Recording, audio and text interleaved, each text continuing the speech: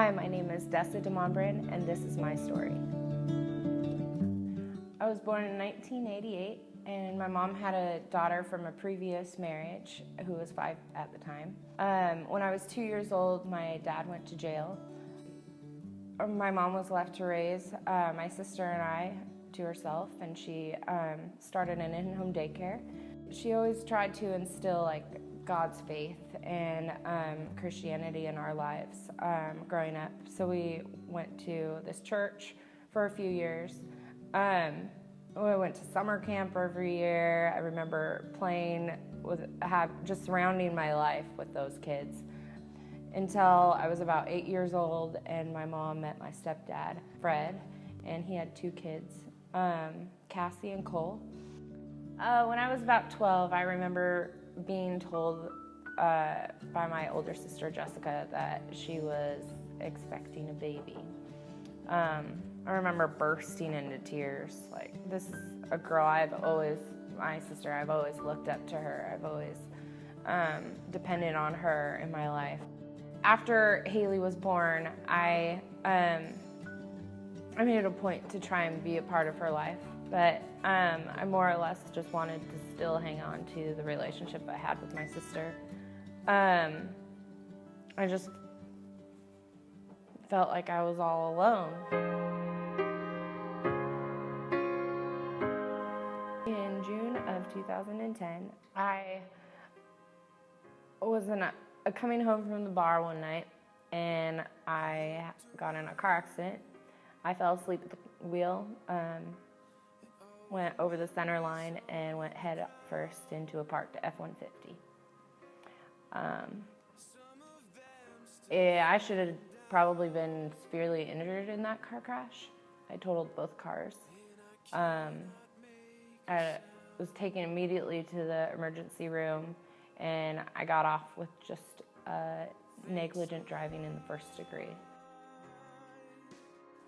From then on, I was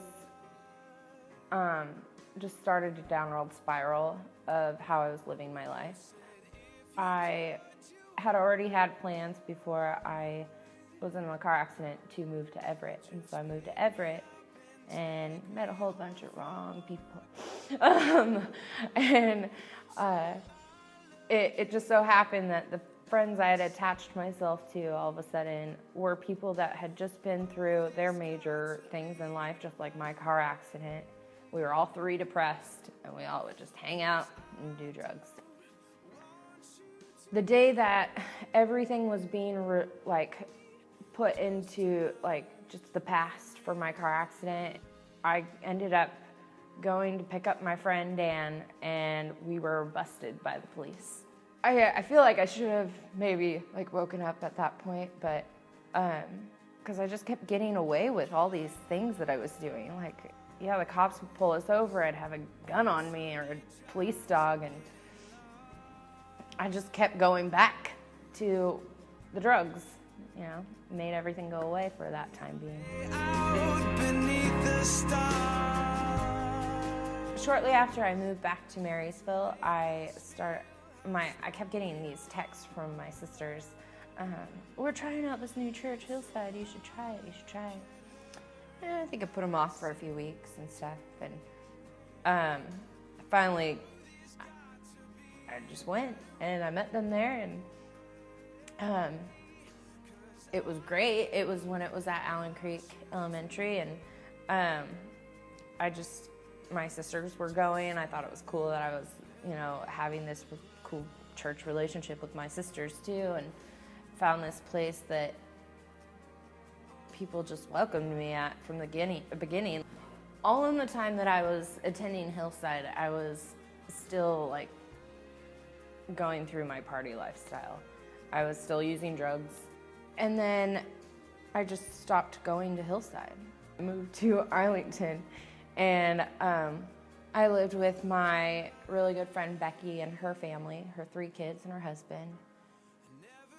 And during that time, Becky found out she had a brain tumor. I would take care of her 3 children. I was like Mama Dessa. I would take him to school and pick him up from school and feed him dinner, get him to bed for like 2 weeks while she was in the hospital. When she came home, I was still jobless, and I was still doing pain pills as much as I could. Like, with the money, the tiny amount of money that I did have, like, I would spend on drugs. I ended up stealing from Becky. I stole 6 of her pain medicines. She soon found out about everything and told me I had 3 days to move out.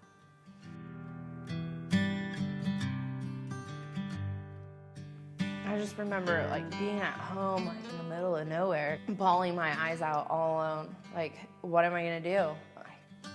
So I ended up writing my mom a letter, coming clean about everything. How I've stolen from her, how I've stolen from other people, how I've used some, like, just drugs and done shady things, and just really wanted to turn my life around. There was so much missing from my life. I went to my mom's with this prepared letter of apology because she had no idea what I had been through. Like, she had no idea I was using drugs. She knew I was living some sort of crazy lifestyle. She wrote me a letter after my birthday. We share the same birthday, and we always celebrate together. Well, she wrote me a letter on the 23rd of February and said she did not want to celebrate with me this year because she didn't know who I was anymore. Get about all the things that we can't. I was talking to my mom that night. She kept saying, "Call Kim, call Kim." I called her, bawling, and she told me that she was expecting my phone call.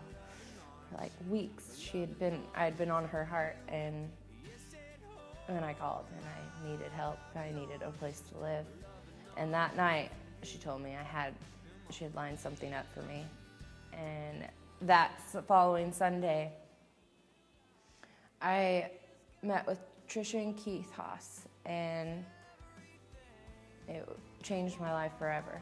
I'm giving my life to the only one who makes the moon reflect the sun every starry night.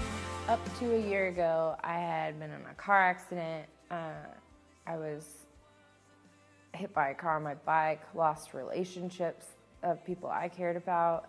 I had stolen from people that cared about me, and just using drugs on a daily basis. I'd given up all of that last February, and found my hillside family. I was living a very hopeless life before, and now all I can even be excited for, all I'm excited for is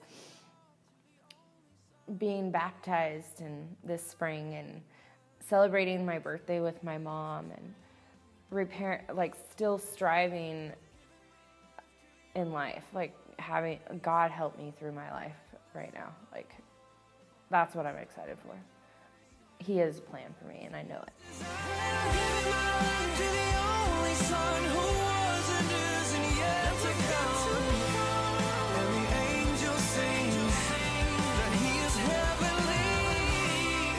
The praises ring, 'cause he is there.